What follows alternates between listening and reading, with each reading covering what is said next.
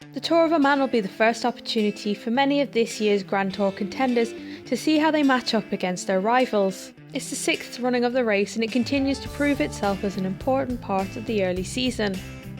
Defending champion Chris Froome has decided to stay in Europe in February, but there are still plenty of strong contenders for the one-week race.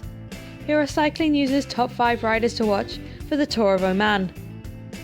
After beginning his year at the Dubai Tour, Vincenzo Nibali turns his attentions to the Tour of Oman. His Astana team are still struggling to shake off the cloud of last season, and a win here would do no harm.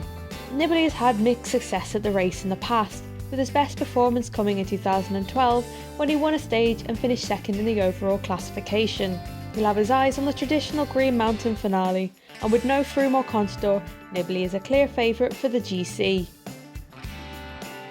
At 33, Alejandro Valverde says he's in the prime of his 14-year career.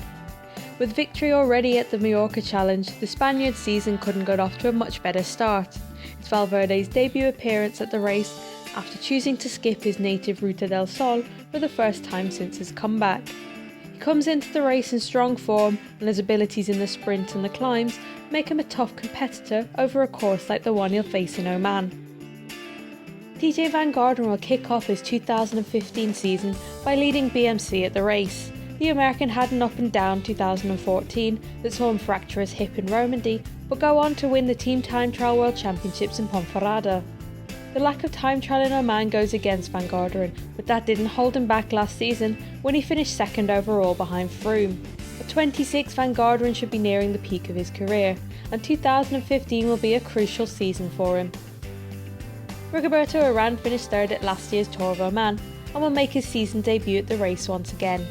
The Colombian will be looking to come out of the gates fighting as he gears up for the Giro Tour double later this season. Urán has gone from strength to strength since he joined etixx-quickstep, and his confidence will be high as he begins his second season with the Belgian team. They'll also have Tom Boonen in the selection to mix it up in the sprint on the flatter stages.